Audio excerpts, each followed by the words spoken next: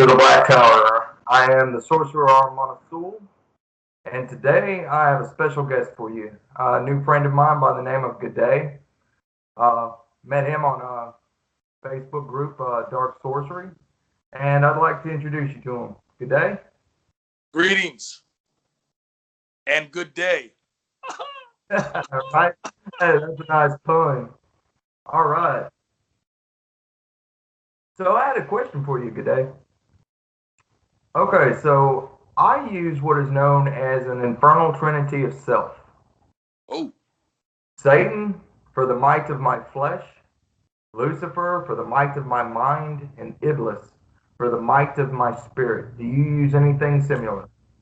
ooh, I do. Um, I was introduced to Pan when I was 6 years old. So Pan has always been my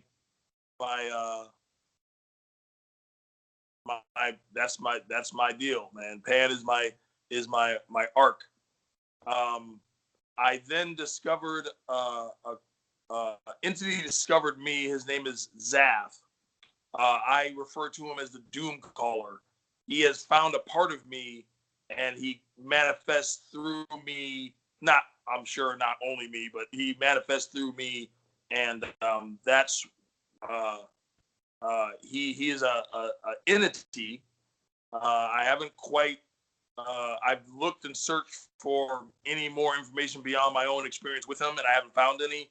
But uh, dare I say, he might just be a manifestation that has vehicled me or whatever. So there's the Doom Caller within me, Pan, and then I use a plethora, and not all of them. I use very select Goetia demons and some other gods, Kingu, and different entities. But for the most part, Pan, Zath, and Baron Saturday, of course, are my that's my counsel, my direction, my arrows.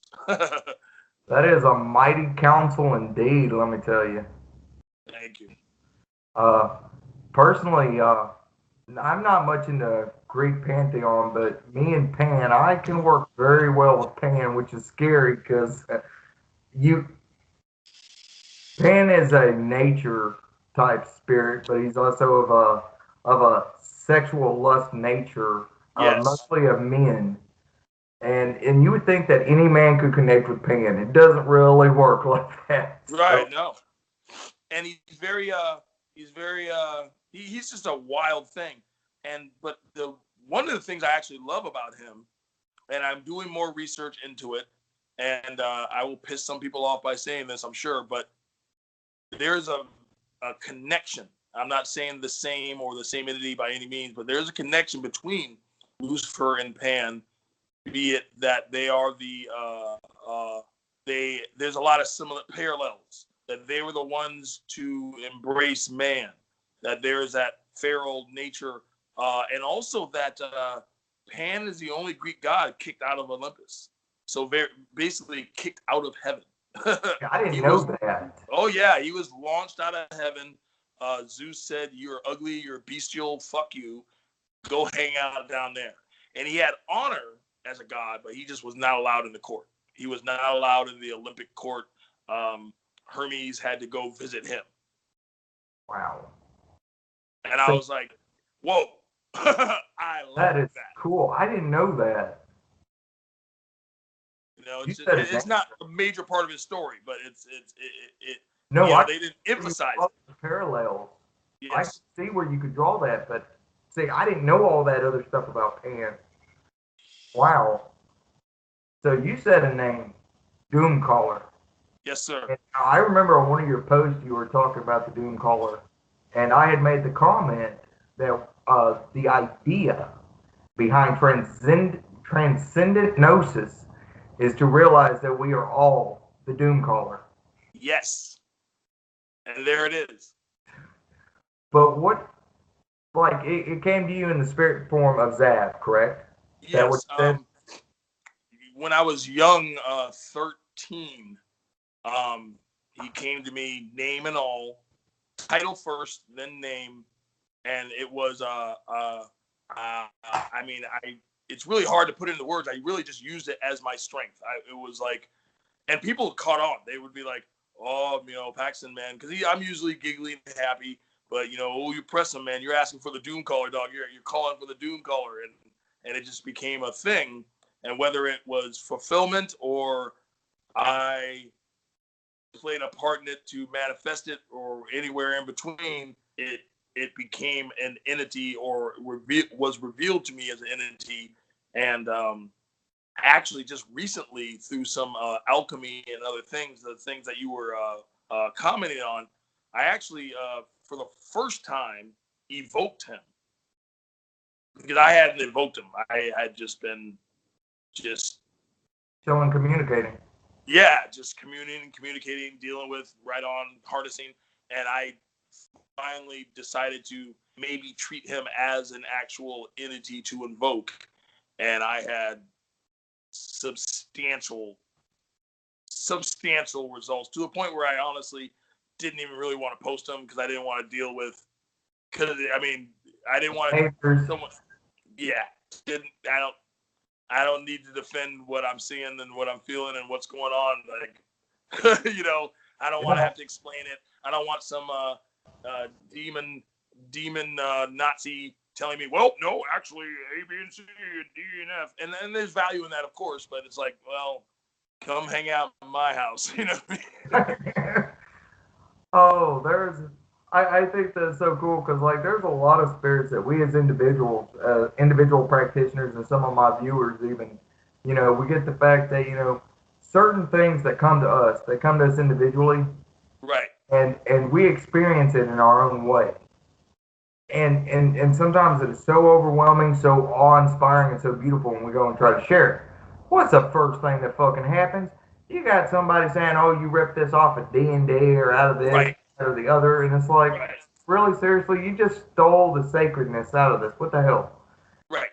And so a lot And of a lot of that, sharing. and some of, yeah, and some of that is keep it silent, keep it secret, dare. And then a lot of it is also just a foolhardy practitioner, who I have been before, will try their best to put something that is unexplainable into words. I'm trying to harness a symbol, energies, vibrations, feelings, sensations into a word, and I'm going to say blue and you're going to say indigo, or I'm going to say joyful and you're going to say happy, or I'm going to say we like us and you're like we like yes, and it's like, it's not going to. Yeah, I get that. What's interesting though is, and I was drawing this parallel the whole time you were talking about it. You said that when you were 13. I want you to think of something, okay? So, like if we were living in ancient days and stuff, we would have what is known as the rite of passage into manhood, or womanhood yes. if you were female. And 13 is about the age. Now, sometimes it was 10 or 11. It just depended on the maturity level of the individual in question, and also the tribe. But aside from all that, though, they would have this rite of passage. And for a man, it would be a hunter type. And so I think it's interesting, and I drew this parallel from you talking about this, is that Doomcaller is more of the warrior spirit, but it is more than the warrior spirit. A lot of people, they get confused when they start talking about archetypes and things. Right. Like you might be thinking of the warrior archetype. However, anybody who's worked with Doomcaller, Doomcaller is like the badass. He's like the one that seriously, you do not want that guy as your enemy because he's cunning, he's intelligent, he's ruthless, he's cold, he's vicious, and he does this all with a smile on his face. That's Doomcaller. Exactly. I The wrath of the doom caller. You know, uh, uh, in this savage ordeal, I am the lion, staging the kill, yet you're still trying to escape the end, but it will not work, my friend, for I am the only God here. The beast is out on the prowl, ready to pounce and release a howl. You sprint away, but I alone rule this day, for I am the only God here. The prey now lies still to bleed. The time is passing for mercy or to plead. You tried to run, but the hunter last won, for I am the only God here. And that's what he sent me when I was 13. Dude, that is fucking awesome. That is. And then I lost my virginity like 3 or 4 weeks later. Damn. See, that's that whole. See, that was also a rite of passage. So. Right. And that is perfect. I mean, the synchronicity of that event happening to you, and that time of your life, and then the changes of becoming a man, and it wasn't just about the first time you had sex or anything, though that is a part of it, because when you talk about stages of becoming a man or becoming a woman and all this other stuff, you got so many different degrees, but that is a part of it, I haven't shared that with, I don't think, anyone in that context. Well, I appreciate you sharing that here. I just thought about that, and I was like, wow, I've obviously shared that poem with people, and I've also obviously posted about the Doomcaller, but I never, and you never told your story. Never told that part and made those connections, and we're making a connection for me while I'm telling a part that I had never told before. It's kind of oh man, I'm gonna have to do some work on this tonight. Synchronistic, brother. Synchronistic. Very much so. Yeah. Now, some of my viewers might be curious or wondering, why I have you on here, because my channel is based around the Simon Necronomicon. And I was going through high magic in the grades of Thelema and the Golden Dawn, and I had recently, like 2.5 years ago, I had gone from the Hierophant and was rising to the rank of the Grade of Magus, which you have to cross the abyss.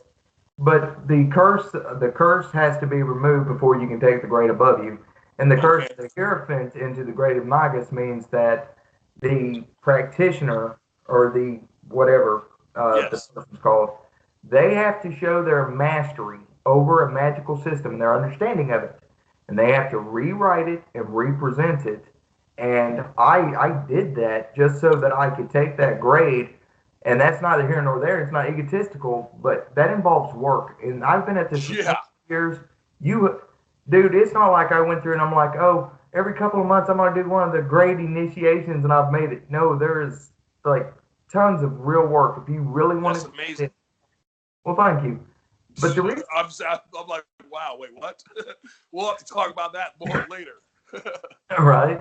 But the reason I bring this up is because in the like I was saying, though, my viewers, though, with the Simon Necronomicon and all this, that, and the other, I wanted to present a more formal idea of magical practice that involves other avenues, other paths, all these other things, these things that I have crammed together into the system that I've recreated and my understanding of the Simon Necronomicon. And part of it is sorcery. And sorcery involves the deeper working of self-attainment, self-realization, self-acknowledgement, and self-preservation, I guess you could say. But, sure. Because the law of self-preservation is the law of man. You've got to have a healthy enough ego or pride that's right there. Yeah. But not imbalanced to where you go kill somebody for $1 bill. I mean, right. You got all that.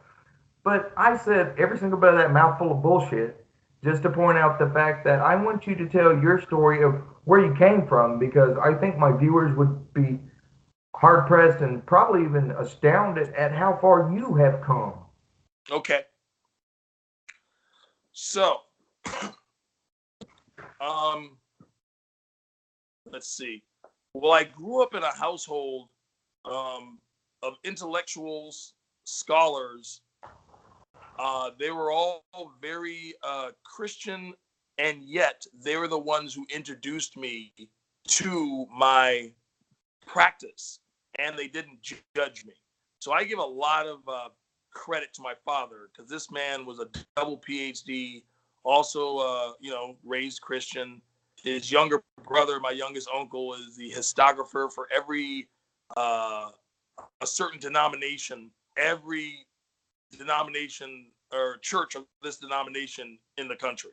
And so it's in my family. And yet my father came back from Africa's and introduced me to Ghanaian mythology, Ugandan mythology, Greek mythology, and a bunch of other mythologies, and then boom, it, you know, and so by and by, my father, we went to a town in southern Minnesota where we were the only black family in the entire city. Not one of few, the only. And this is in the 80s. So needless to say, he told me I grew up in the 80s the way he grew up in the 60s. So there's a lot of racism and grown men chasing me home and nigger this and nigger that and blah, blah, blah, blah, blah, blah, blah, and all that shit. And I mean, that's not really any kind of source of my pain because I really didn't know any different. I just thought, my parents were really involved in coming to school every day. So, so we went to New York after that, and I got it in reverse. Because the token black kid of Minnesota isn't really black. So then I don't know the right music. I don't know the right way to do my hair. I'm playing with G.I. Joes. They're playing basketball. It just doesn't, and so I got beat up a lot. And now this whole time I am practicing. I would write scores and scores of spells and literature and research and rewrite and translate and transcribe. I was a .5 pencil was my weapon because I wanted shit precise. And but at the same time, double-eyed. At the same time, I'm getting into crime. There's actually a really interesting book. I don't follow in suit with all the things that he said, but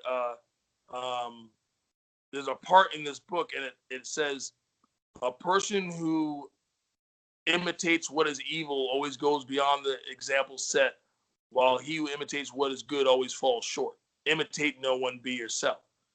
And what I did was I imitated the people who were scaring me to the point of trying not to be scared. So I jumped over the gangs and went into for lack of better words, the black mob. The guerrilla family, the black mob, the people that were running shit.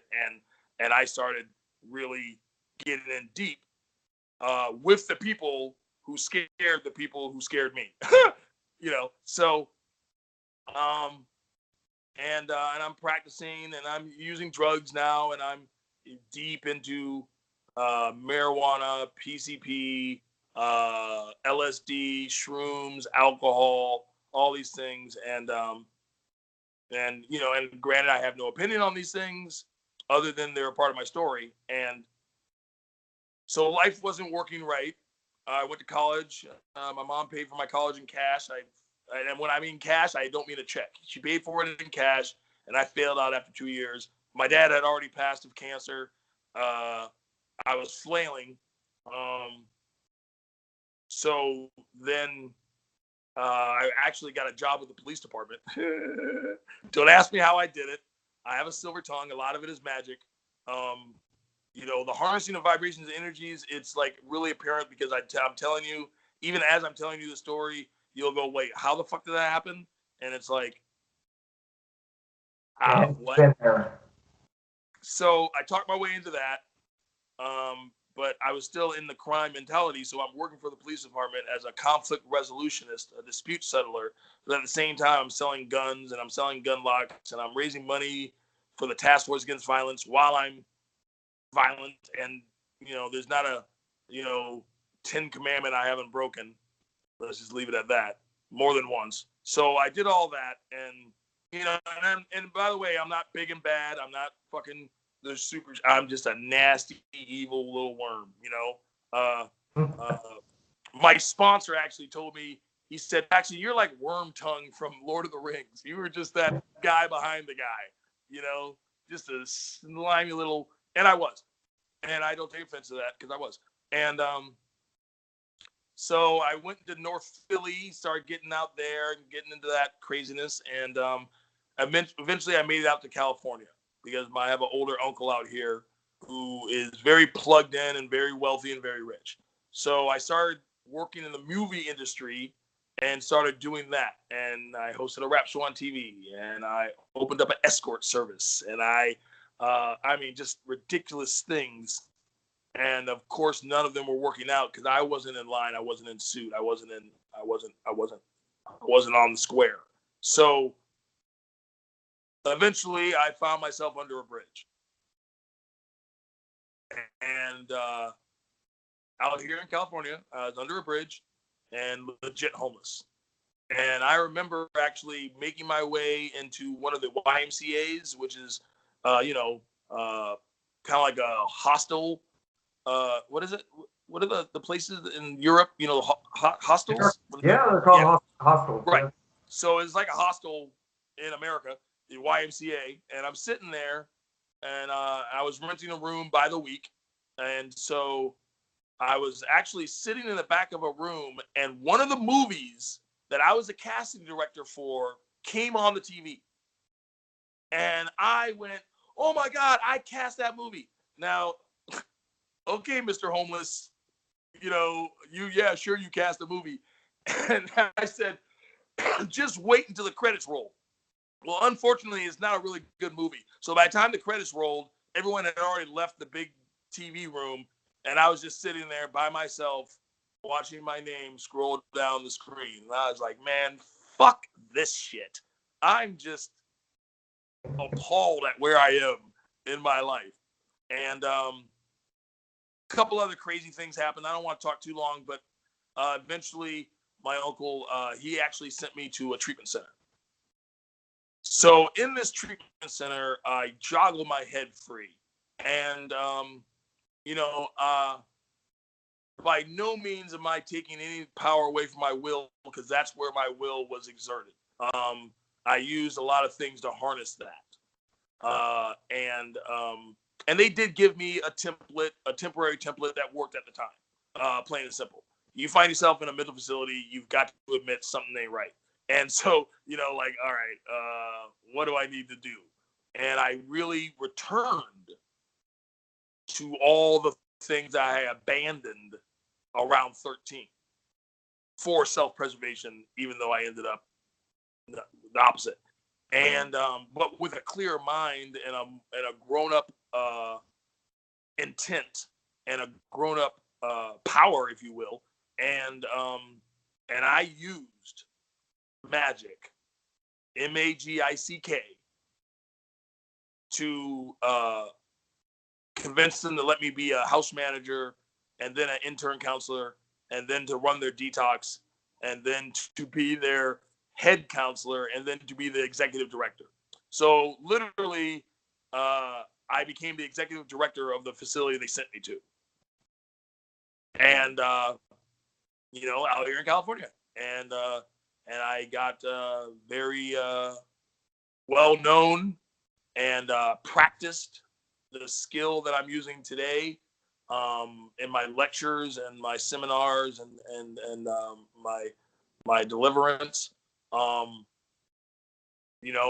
I really kind of took on this stuff as my own, found a way to make it acceptable to the masses, but true to me, and really returned and then advanced past where I left off, of course. I've been sober since May 2nd, 2001. So I don't use any of those substances. I actually met a woman, and we were going to have a child, my son. And anyway, basically he died. And she started shooting heroin right before he was born. And he passed. And I stayed clean and sober, and I harnessed every single bit of that pain and unfortunateness into more. And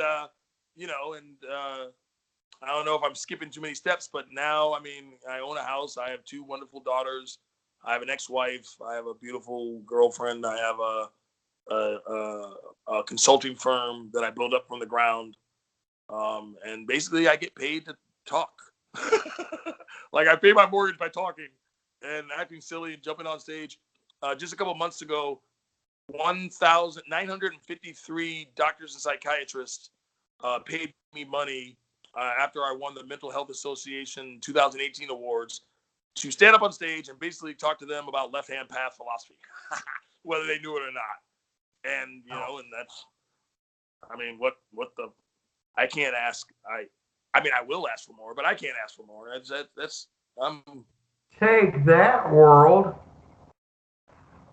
Holy shit, man. So, like, seriously, this is to my viewers.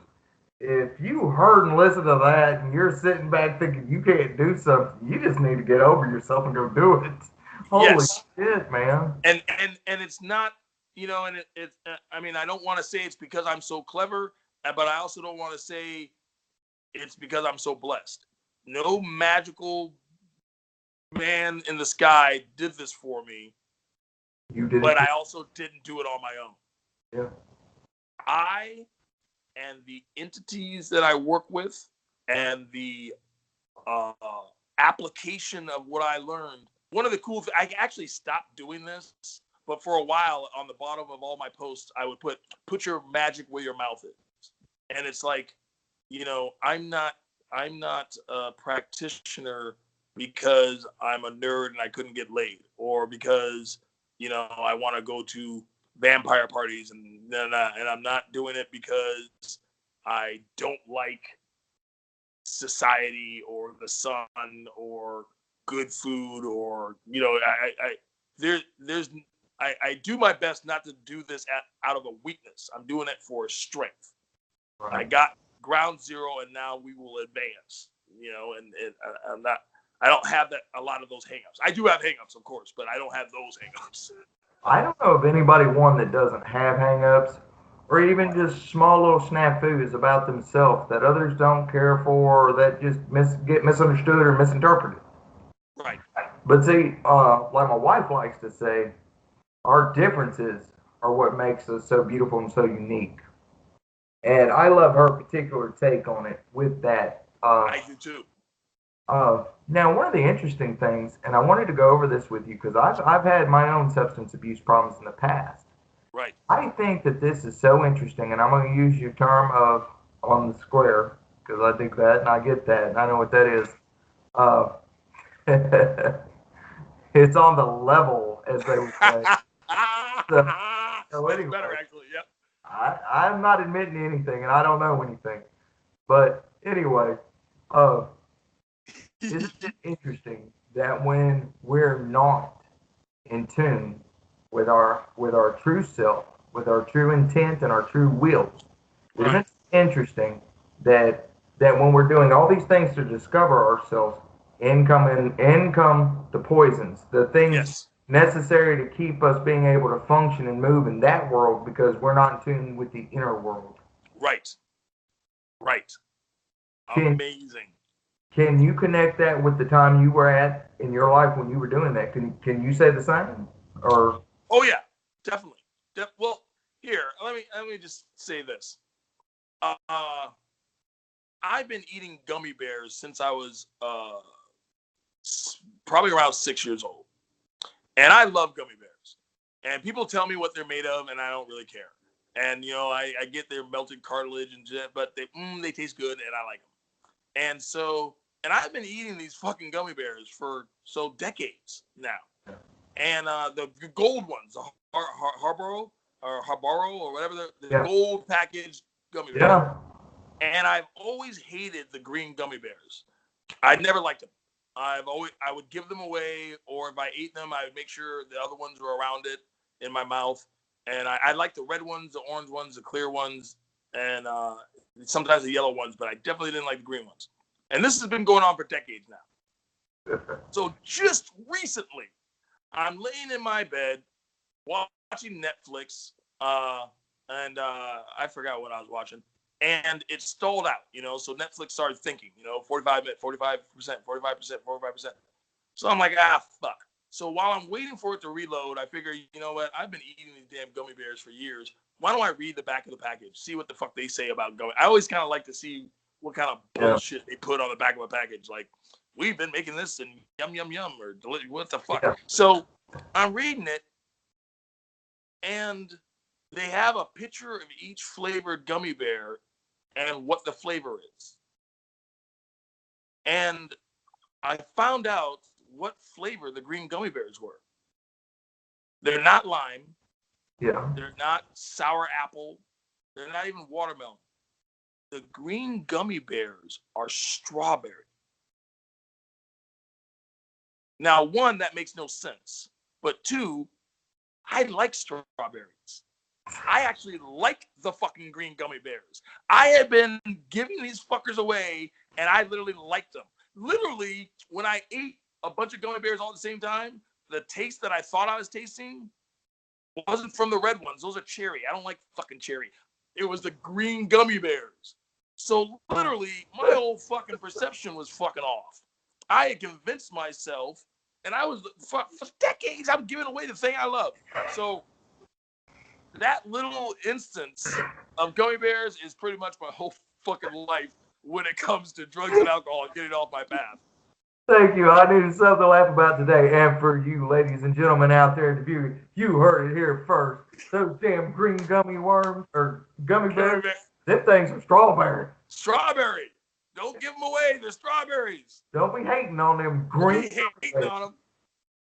Oh man, I like so like I don't have any kids, but like I have like 16 nephews and nieces. Right. Well, the very first of them, the little baby boy, my first nephew, when he was really really little, he had to have he had to have an open heart surgery, he had all kinds of crap, and it was so awful, and I wouldn't hold him because I was so afraid I'd hurt him because I've had surgeries and I know what that feels like, you know. Right. But I used to buy these things called neon sour gummy worms. Yes. Oh my God. They're called bright crawlers, neon bright crawlers or whatever. Oh, those things are fucking delicious. And I'll never forget that he was probably like a year and a half. First time he'd come up there, he'd see me with him, and he'd come up there, he crawled over there like trying to grab a hold of him. I'm like, hey. And that turned into be a me and a him thing. He's now 16. He's now 16 years old, taller than I am. Yes. And still buys these things. It's like, Uncle Way, I got some candy for us. That's Never fails. That's what he got because he can. That's beautiful. Yeah.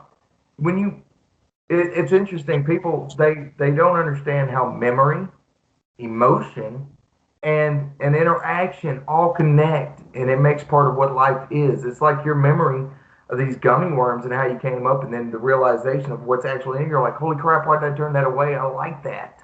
Right. So you know, and just the ability to and I think of that whenever I tell somebody, you know, when I try to, and you know, obviously there's a limit and there's a line. You know, I'm not saying I don't let I'm not saying I don't tell the African guy looking to be a part of the Illuminati to shut up. I'm not saying I don't tell the little D&D role game player, hey, dude, you can't summon a bugbear, knock it off. Or, you know, bugbear, all that crazy, you know, the craziness. Oh, that's funny, though. I like it. But at the same time, when I want to tell someone the way things are, you know, and I just want to, you know, start trying to dictate the way they interacted with the entity, you know, oh, I summoned Shax and he told me elemental P. Oh, he never says that. You're wrong. Da, da, da. It's like, hold the fuck up. Green gummy bears. Green fucking gummy bears. I'm just gonna I understand that. I'm just gonna go on the next 4 groups I go on, and when I see those trolls, I'm just gonna reply, green gummy bears. And probably you and me will be the only one that knows what I'm doing, but I'm gonna do that. Green gummy bears. Green gummy bears. Using that concept, the concept you just used. Now, none of my viewers know this. I've gone on and off like on 2 videos talking about some cake and ale, and how on the Simon Necronomicon, I swear they need to have cake and ale in it. My wife being a witch and being into witchcraft in her practice, they have cake and ale. I think that's the best part of any of the rites. And so I think it's really funny is that I'll sit here and I'll be reading these people that are hating on things, and I'm just like, you motherfuckers need some cake. You need some cake and ale. So need some cake and ale. Because it makes me happy, and I'm like, if your life is so shitty that you're going to waste that much energy and effort correcting somebody who's having a personal experience, you need to go the fuck on. Right. You know, Right. And and to that's keep the opposite of shifting your assemblage point. That's the opposite of entering the new realm and getting out of the routine and literally becoming the fearful, the brave, fearful practitioner. If I'm not, and I'm not saying scared like, oh no, but if I'm not pushing myself to an edge, then I'm getting complacent. It's like, ooh, yes, I'm comfortable with that shadow, and I know the dweller on the threshold will come at that time, and yay. It's like I'm gonna push myself and be like, whoa, oh shit, whoa, oh shit, and that's what I did with the Doom Caller. It's like, oh shit, what's going on there? And then, oh, more. I mean, fuck, it took me a little less than 3 decades to even invoke him. You right. know, it's like, that wasn't immediate. Let me get my cup of tea real quick. Yeah, go ahead. Okay, I'm back. Yeah, so so I don't know why I brought that up, but it's just it's all a part of it in my head. No, it is. It is. And since we're sitting here having this conversation, I'm gonna break out a little something we can and I would love to throw this at you and just get your input, get your take on it. Okay. So so what we have is we have all these practices. I don't Yes, care what type of practice you're coming from, what your avenue is, and then we have all these individual uh, experiences. Um, whether it's Doomcaller, whether it's working with this pantheon, that pantheon, whatever pantheon. What I've always found is that I use a concept that I've held for freaking years. I learned this tool back in early 2000, 2001 when I was working with the Temple of Vampire and a bunch of other groups. sure. And we was and I was practicing with the so-called vampiric community and the lycanthrope community. Well, while everybody's running around pretending I'm a, I'm a vampire and I drink blood and trying to find And I got my color contacts, and their black swans, if you know that term and what that yes, is. I do.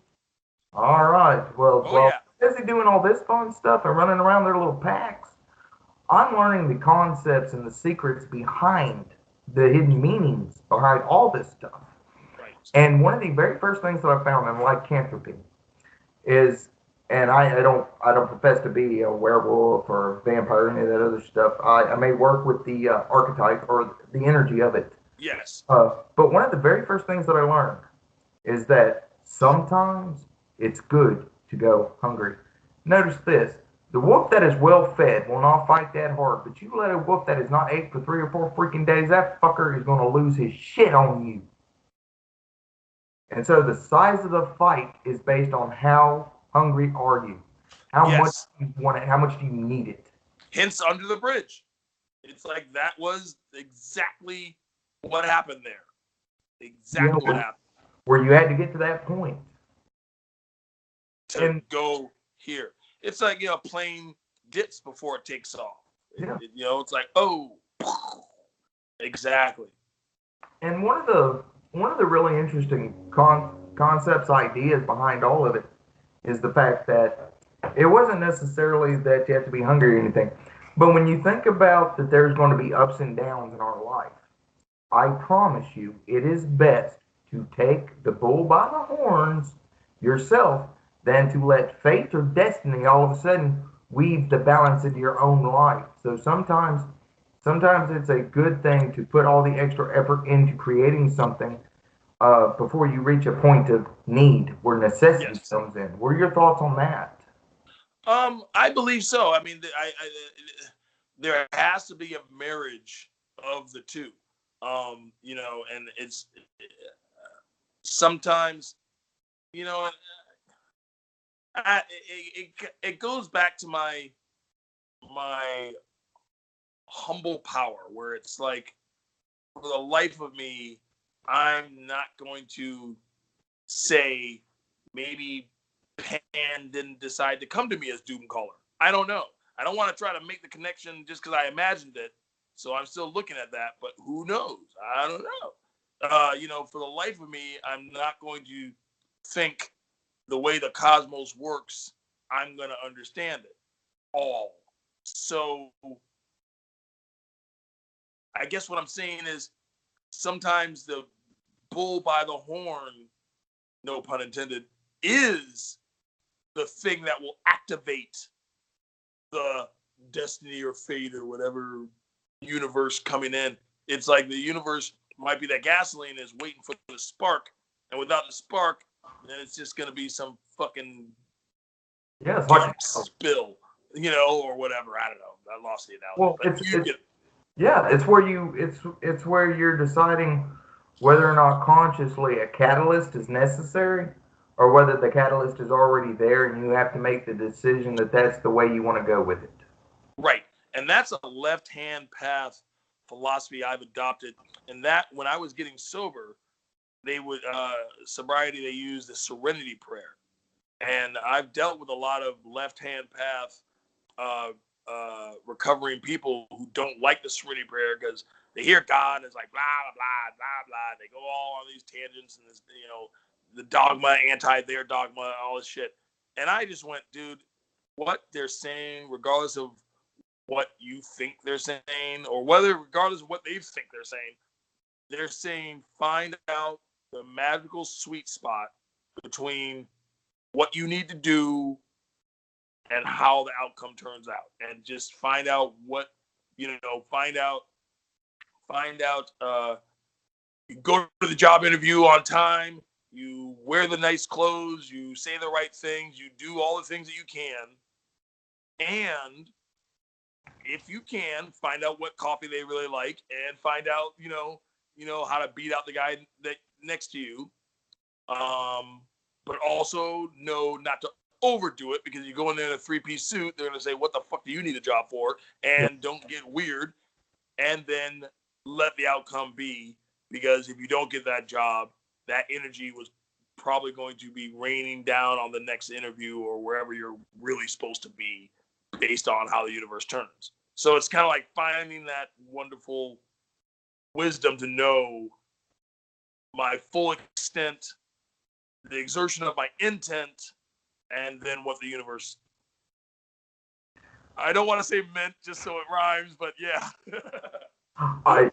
The coolest thing that I was looking at, and this is why I'm enjoying this so much, is that you're saying things, and I swear it's like the deeper self, my holy daemon, is just sitting there, just reacting to it, going yes, and then filling in the gaps and the lines, because like I was sitting there and I was looking at it, and I was like, so I like the way you look at it. You don't nitpick everything all the way down to the very fine nitty gritty. You were sitting there and you're going like this. This is the desire or the need. This is the way that I have to go about to obtain it, and this is the amount of energy required. Right. And that's what I picked up on. Right, and then just let it be water. Let it be. Put it in action. Yes. Yeah. Always action. Oh yeah. So one of the another subject I'd like to actually touch upon Sure. is the idea of like how you and I we were discussing and we were talking about. I was telling you about how I really hate people's pages who are just filled with selfies because they come across really egotistical. Right. Or like they're worried about their image or something, and they're not worried about anything deeper than that. Right. But I was saying that the reason why I liked yours is because there is a design or an element to it. It's called dress for success. Dress how you want to be taken. Dress for what it is that you wish to draw to you or to ensorcel, I think is the word Michael W. Ford would use. It's where you surround yourself with the type of energy. Yes. If you would you mind going into a little bit of how that whole dress for success and how that type of magic works? Sure. Well, one, there's that mundane level. The mundane level is I don't want my accountant to call me bro. I want him to call me sir. I want my shoes to click when I go into the bank. I want to not get pulled over while I'm driving through Beverly Hills. I want, you know what I mean? Like, no, I'm not coming from church. No, I don't have a job interview. No, I didn't just get back from a wedding. I'm dressing this way because that's what's going on, and that's the energy I'm manifesting, and that's the and not so much just it's not so mundane that I'm thinking that it's all about money or anything. Because one of my favorite suits that I've gotten most compliments off of, I've got from Target. It was $65. You know what I mean? And the kid that was complimenting me, I told him, I said, I guarantee you what you're wearing costs more than what I'm wearing. You know, between your sneakers and your fucking designer jeans and your baseball cap and your da da da. And it's like, dude, I'm broke with my $65 fucking, suit. Now, I'm not saying I don't wear fucking jeans and t-shirts and baseball caps either. I'm just saying at the time, that's what he was presenting to me. And I was like, whoa. Now, today I do have 73 suits. Yeah, I'm sick. And wow, you may have an addiction. You might. but but at the same time, it's like I don't play golf. I don't follow sports. I don't. Really, I don't have. That's just my deal. And the cool thing about it is, I don't just buy. I study. I study patterns. I know. I know what Glen Plaid patterns. I know what seersucker means, and milk and sugar. I know the khaki origins from India and the warfare. I have fashion books that don't have any pictures, so I like study the shit. And then of course, I'll buy it. But so it's not just the clothes though. So then also it's the angles and the preciseness. And we talked about that, but when I do rituals, I want the angles and the preciseness. I like the shadows of the light to line up. And it's not something I necessarily do, but I make it possible. And then when it happens, I go, and I know, again, back to action, I know had I not set it up in a certain way that it would have been impossible. I am one of those people, and by no means is this saying this is the way it should or has to be, but I am one of those people that before I do a ritual, I will clean my instruments. I will dust my room. I will clean up. I don't like doing rituals in a dirty house. I just don't. But it's kind of like me inviting you over and the kitchen's dirty. I don't know. It bothers me.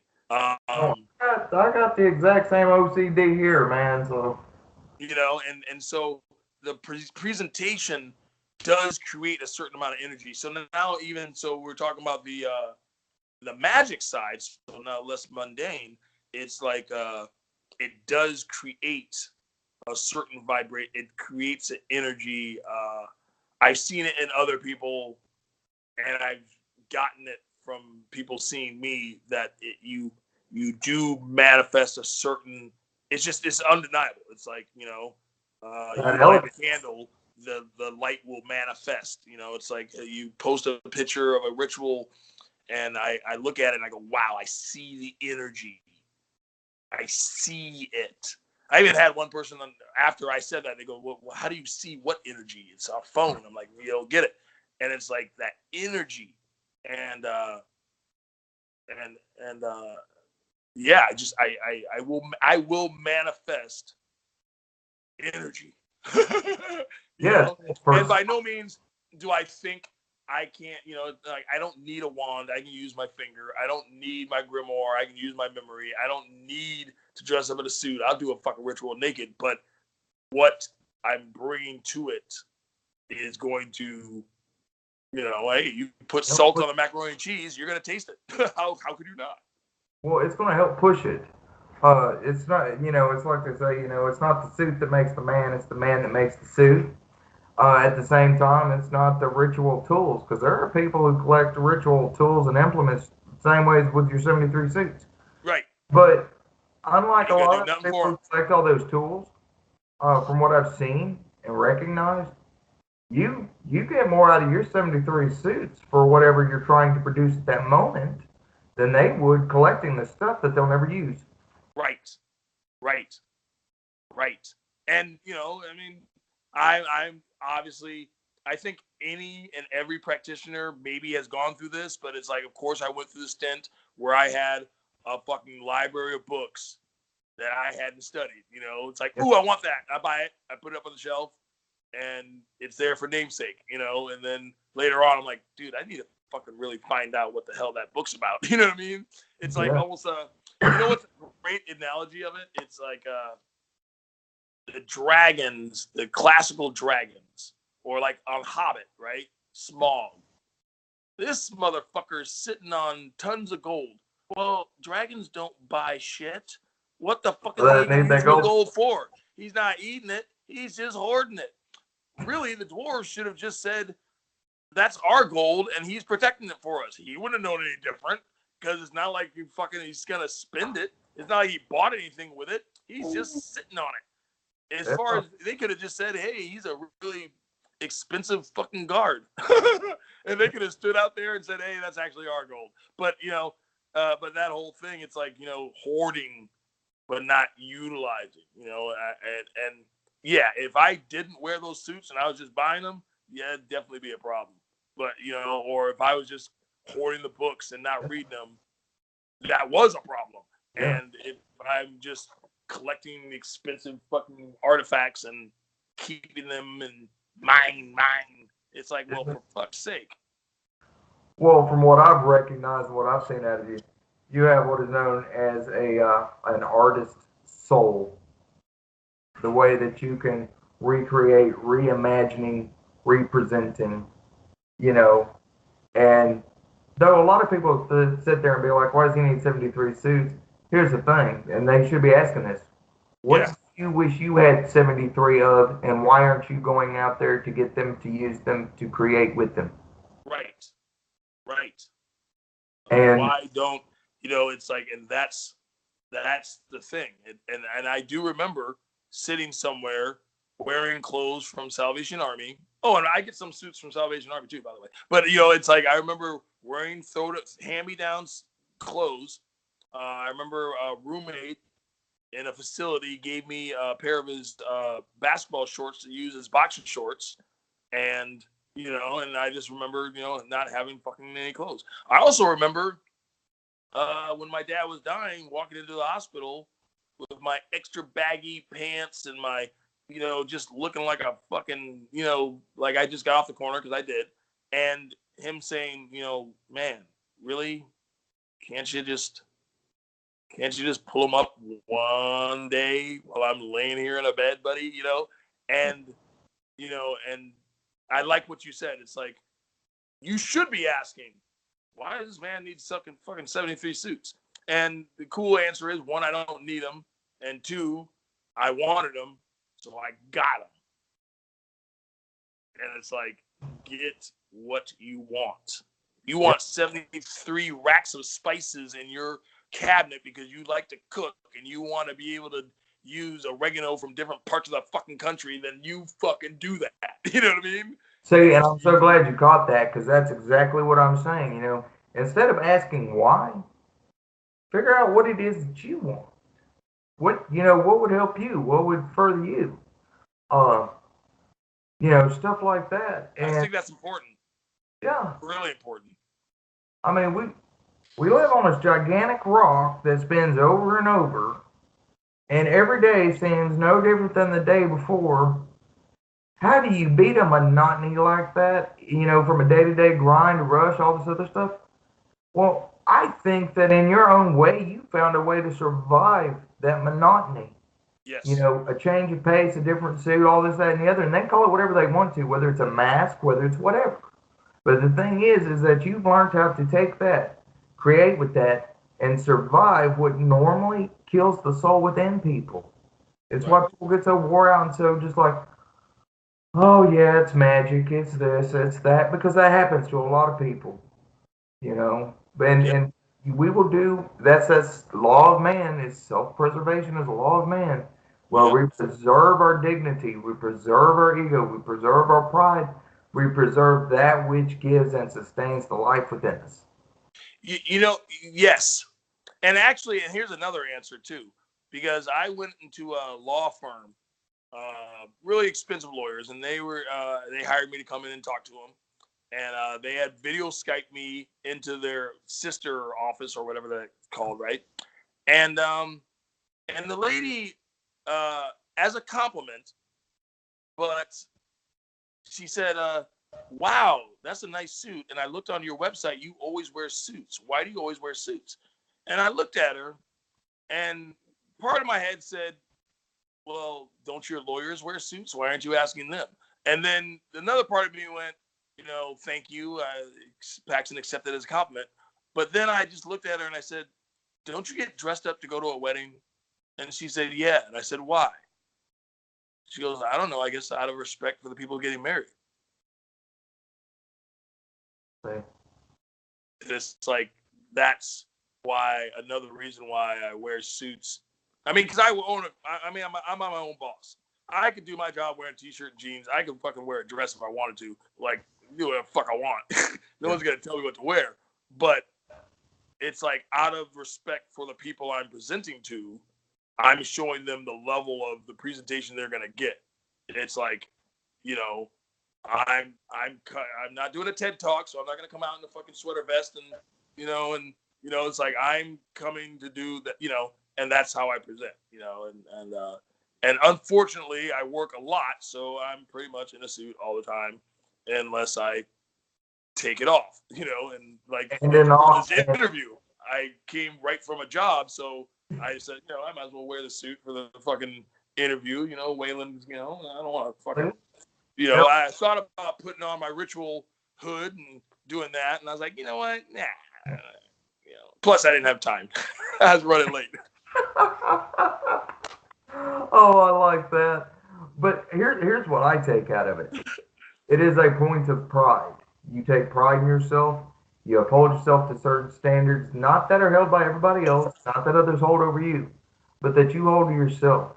Right. And I think that we as individuals, as practitioners, or as part of the human race, we need to take into consideration that, we will only put out into this world and we will only get out of it what we have placed within ourselves. And when we raise the vibration through the form of Right. pride, did we get that? Right. And I guess the same thing is, I have written sigils on a piece of paper with ink. I've just drawn a sigil. I've printed a sigil out, cut around the edges, and put it up. And then I saw this guy on one of the online groups, and he carved sigils out of tree trunks and then wood burns them. And it's like, and I bought a bunch of them, not because my handwritten sigil wouldn't have been good enough, because you'll manifest whatever the hell you manifest, and if you don't put any work, that wood fucking carving ain't gonna help you. But he does his sigils the way I do my suits. He's like, I'm gonna put a lot of intent and power into this, and that's his craft. And so I love that, and then I bought them. So, but anything like that, or like this YouTube channel you have, you put a lot into this. Yeah. You're not just fucking off. And it's like, this is, I mean, I don't know, but I'm assuming this is one of your suits. Yeah. You know what I mean? Well, yeah, it's the red and the white. It's Mars on the day of Mars. I mean, Ooh. you giving the planets their respect, I'm Love like, it. so I like the word you use. You're precise. Everything is precision guided. Well, I'm the exact same way. Everything has a purpose and its place and in its time. And I Right. time everything. Right. I love I that. don't know if that's a I part. forgot the time part. I And don't. time. I don't know if that's an occultist thing. I don't know if that's 20 years of practice thing. I don't know what that is. But I like to think of it as like wine getting finer with time. Exactly. I love that. Hell Well yeah. done. I like that way. But we're coming up on an hour. Is there Sure. anything you would like to say to the audience or anything before we close it out? I just I mean, I don't know, I used to go to AA meetings a lot, and you would always, a person would always say, and for the newcomers. So sometimes I feel like I'm saying that, and obviously I'm not assuming everyone out in the viewing, in your viewers don't know stuff, but I really would like us as a community to put, and selfishly it helps me, to put intent and will into our practice. I would like, uh, I'm going to get in trouble here. And it's not like I don't like memes and I don't like funny, cartoons of the devil delivering mail or whatever, or whatever is going on. And I love it all. I love it all. It is a culture and I'm in it. But I really like being able to see people's original powerful work and them to teach me, or rather illuminate me on what they're doing, and to see what they're doing and have intelligent conversations and intelligent disagreements and all that kind of fun stuff. Just the surface crap and the dogmatic trolling just makes me go, oh, that's, That's so cute. So basically, be original and put yourself into what you do. Yes. Basically, yep, that's it. See, I dig that, man. And that's actually when you and I don't know if they know this, but when you and I connected, really connected, was because we were talking about something original, and we were talking about something, we were getting into something, and that was a meaty back and forth. And I think it was in the middle of a day. I was probably driving, texting it, you know what I mean? But it was substantial. And I got something from it because while you were asking questions, you were teaching me, and I was it was just, I don't know. I like shit like that. I would like to see more of that out of our community. So and also it's I don't remember if it was a Gandhi thing, if it was a Buddhist thing. Uh, Seek to be the change. No, be the change Gandhi. you seek. Yep. Yeah. Be the change you want to see in the world. Yeah, and that's what I'm trying to do with my channel, with my practice, with the being my part of my contribution to the community. I think you're doing it. Well, I appreciate that, brother. I appreciate you. Hell yeah, man. Uh, but to all my viewers out there, I appreciate you tuning in. Forgive me if the first 10 minutes or so of this video is a little electronic-y. That has to do with the video compression. But if you've made it this far, thank you for sitting here. And I hope you got something out of this. And thank you for checking out my brother here. Mr. Ghede. Peace, blessings, and power. Till next time.